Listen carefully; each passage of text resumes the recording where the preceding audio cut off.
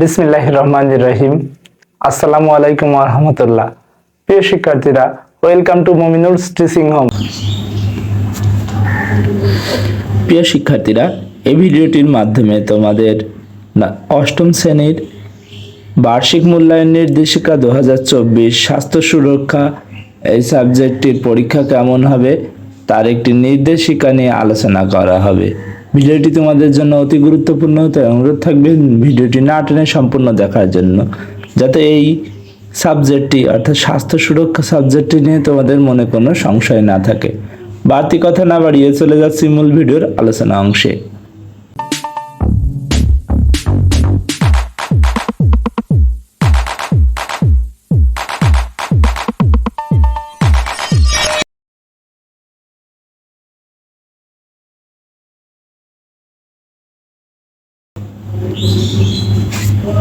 প্রথমেই স্ক্রল করলে আমরা দেখতে পাচ্ছি লেখা আছে বার্ষিক মূল্যায়ন নির্দেশিকা 2024 স্বাস্থ্য সুরক্ষা শ্রেণী অষ্টম।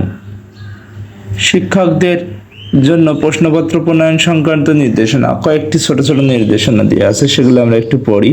অষ্টম শ্রেণীর সিলেবাসের বার্ষিক পরীক্ষার জন্য মোট 8টি অভিজ্ঞতা থেকে ছয়টি অভিজ্ঞতা রাখা হয়েছে। বার্ষিক পরীক্ষার এই 6টি অভিজ্ঞতা থেকে প্রশ্ন করতে হবে, অর্থাৎ 8টি অভিজ্ঞতা 8টি অধ্যায়ের মধ্যে 6টি অধ্যায় নেওয়া হয়েছে। এই 6টি অধ্যায় থেকেই মূলত প্রশ্ন থাকবে। শিক্ষণকালীন মূল্যায়নের কাজের বিবরণ উদাহরণ হিসেবে শুধু একটি করে কাজ উল্লেখ করা হয়েছে।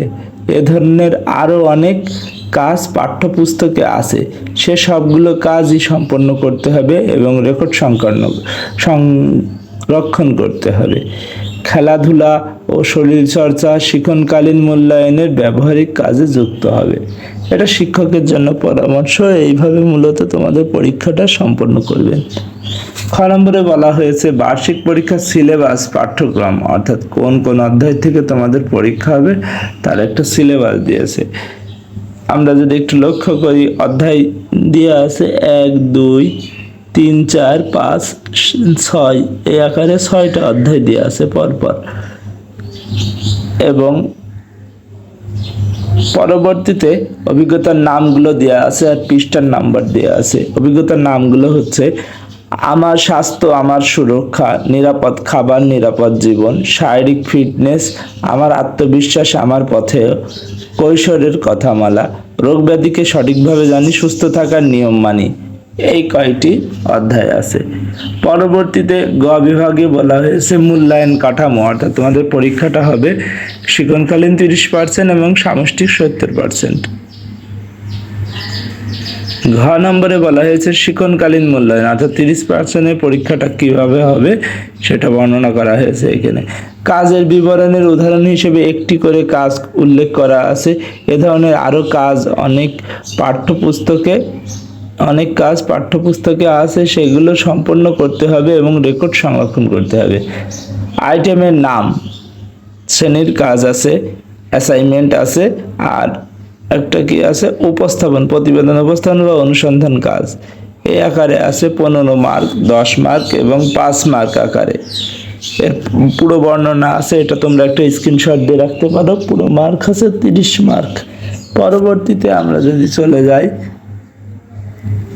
নম্বরে সামষ্টিক মূল্যায়ন, প্রশ্নের ধারা ও মান বন্টন, অর্থাৎ তোমাদের মূল প্রশ্নটা কিভাবে হবে, লিখিত পরীক্ষাটা, সেটা এখানে বর্ণনা করা হয়েছে।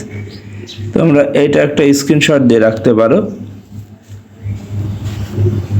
আমরা এটা সম্পর্কে একটু পরে বিস্তারিত জানবো নমুনা প্রশ্নে, তাই এটা নিয়ে বাড়তি কথা এখানে বলছি না। শুধু মনে রাখো 3 ঘন্টা সময় দেওয়া থাকবে এবং নাম্বারের বিভক্তিগুলো হবে এইভাবে: মোট নাম্বারের নৈর্ব্যক্তিক প্রশ্ন অর্থাৎ বহু নির্বাচনী আর এক কথায় উত্তর, এখান থেকে 25 মার্ক, সংক্ষিপ্ত 20 মার্ক, রচনামূলকে 15 মার্ক, এই 60 মার্ক, এবং রচনামূলক দৃশ্য পট নির্ভর সেখান থেকে 40 মার্ক। মোট 100 মার্কের লিখিত পরীক্ষা। 100 নম্বরের পরীক্ষার প্রাপ্ত নম্বরকে 70%-এ কনভার্ট করা হবে। 6 নম্বর প্রশ্নের ধারা ও মান বন্টন অনুযায়ী একটি নমুনা প্রশ্ন অপর পৃষ্ঠায় দেওয়া হলো প্রশ্নটি কোনোভাবেই সরাসরি কপি করতে নিষেধ করেছে শিক্ষককে। এরপরে প্রশ্নের একটা নমুনা আমরা দেখতে পাচ্ছি। এইভাবে আমাদের প্রশ্নটা হবে 15টা। প্রথমে বহু নির্বাচনী প্রশ্ন থাকবে। স্বাস্থ্য সুরক্ষা অষ্টম শ্রেণী, পূর্ণমান 100, সময় 3 ঘন্টা। নৈবেত্তিক প্রশ্ন বহু নির্বাচনী। 1 নম্বরে বলা হয়েছে নিচের কোনটি সংক্রামক রোগ? সংক্রামক রোগ আমরা জানি ক্যান্সার না, ডায়াবেটিস না, হৃদরোগ না, তাহলে হবে খোস পসরা। পসরা মানে ঘা পসরা যেটা বলি আমরা। 2 নম্বরে বলা হয়েছে কোনটি মজার ব্যায়াম? বৃক্ষাসন, প্রজাপতি, সাঁতার, বানি হপস, সমাসন। এটা হবে বানি হপস। এরপরে বলা হয়েছে 3 নম্বর নিচের কোনটি নিরাপদ খাবার? ফাঙ্গাই যুক্ত পাউরুটি, দুর্গন্ধযুক্ত খাবার, সম্পূর্ণ সিদ্ধ মাংস। এটা বুঝতে পারছি, সম্পূর্ণ সিদ্ধ মাংস। 4 নম্বরে বলা হয়েছে নিচের কোনটি শক্তি বৃদ্ধির ব্যায়াম? স্পিকিং, পুশ আপ, দৌড়, সিট আপ। এটা হবে পুশ আপ। এরপরে বলা হয়েছে 8 নম্বর 5 এবং 6 নম্বর প্রশ্নের উত্তর দাও।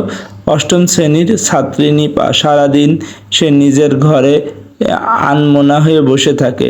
সে ঠিক মতো খাওয়া দাওয়া করে না, ফলে বেশিরভাগ সময় সে দুর্বলতা, ক্লান্তি ও অবসাদ অনুভব করে।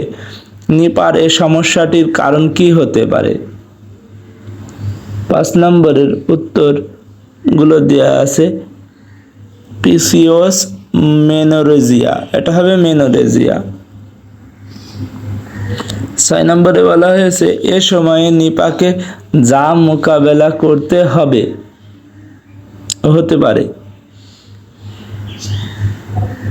মুড সুইং, ভয়, উৎকণ্ঠা, মুখের ব্রণ। এটা হতে পারে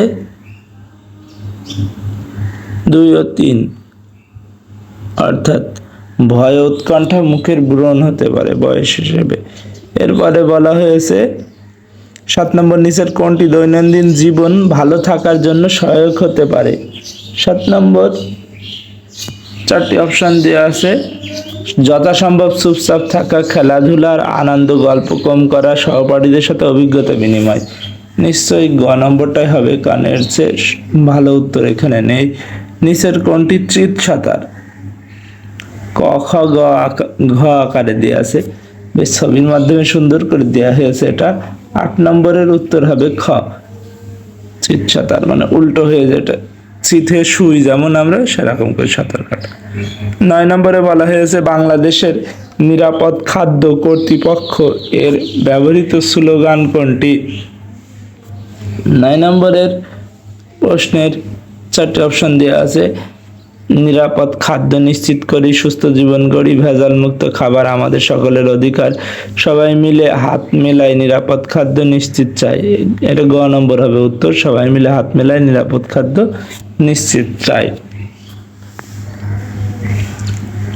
10 নম্বরে বলা হয়েছে পলিসিস্টিক ওভারিয়ান সিনড্রোম বা পিসিওএস সমস্যা সাধারণত কাদের ক্ষেত্রে দেখা যায়? 10 নম্বরের উত্তর আছে কিশোরীদের মাঝে দেখা যায়, অর্থাৎ খ নম্বরের উত্তর। 11 নম্বরের প্রশ্নে বলা হয়েছে শাকসবজি কেটে ধুয়ে নিলে কি হয়?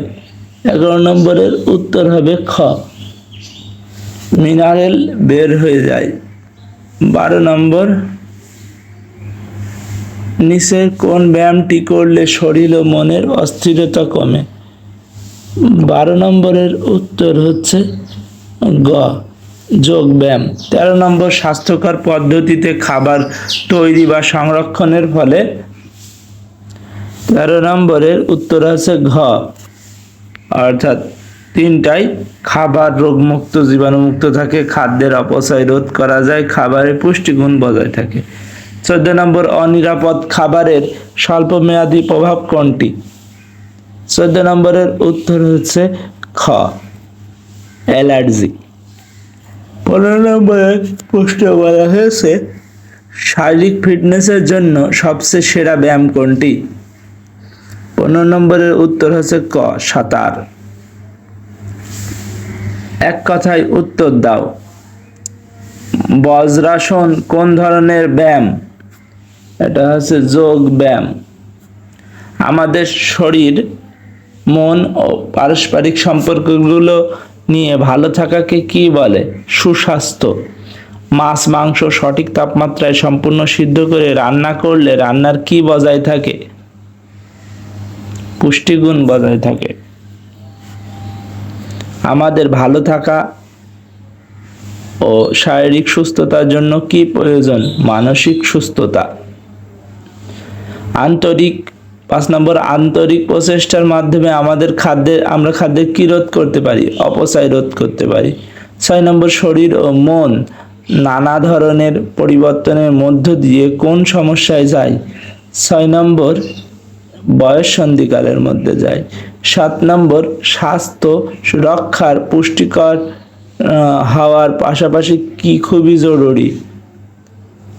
কি হওয়া জরুরি? নিরাপদ হওয়া জরুরি। 8 নম্বর বলা হয়েছে দাঁড়িয়ে কোন ধরনের ব্যায়াম করে নিলে পানির মধ্যে পেশিতে টান পড়ার আশঙ্কা কম থাকে? ফ্রি হ্যান্ড ব্যায়াম। 9 নম্বরে বলা হয়েছে সাঁতার কাটার জন্য কিরকম পোশাক পরতে হয়? হালকা পোশাক পরতে হয়। 10 নম্বরে বলা হয়েছে কোন উদ্ভূত চ্যালেঞ্জ তা মোকাবেলার কৌশল পরিস্থিতি ও ব্যক্তিভেদে ভিন্ন হয়? মানসিক চাপ। খ নম্বরে কয়েকটি প্রশ্ন দেওয়া আছে, তোমরা দেখতে পাচ্ছ 10টি প্রশ্ন দেওয়া আছে। এখানে প্রশ্নের মার্ক 10 দুগুণে 20 মার্ক। এই প্রশ্নগুলো তোমাদের সুন্দর করে লেখার চেষ্টা করবে। অনুধাবন প্রশ্ন এর আগে যেমন অ্যান্সার করেছো কিছুটা সেই টাইপের, এইগুলো তোমরা সলভ করার চেষ্টা করবে। প্রিয় শিক্ষার্থীরা, এই প্রশ্নগুলো যদি আমরা একবার পড়ি, প্রশ্নগুলো এমন দিয়ে আছে। 1, খাবার কেন অনিরাপদ হয়? 2, খাদ্যের গুণগত মান বজায় রাখতে কি কি করা যায়? 3, দম বাড়ানোর উপকারিতা কি কি?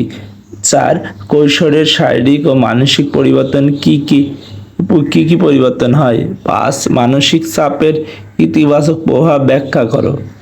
6, কিভাবে সহমর্মী আচরণ করা যায়? 7, মানসিক চাপ ব্যবস্থাপনা কিভাবে করা যায়? ব্যাখ্যা করো। 8, ভাত রান্নার স্বাস্থ্যকর উপায় ব্যাখ্যা করো। 9, দীর্ঘক্ষণ ধরে খেলাধুলা করতে কি প্রয়োজন? ব্যাখ্যা করো।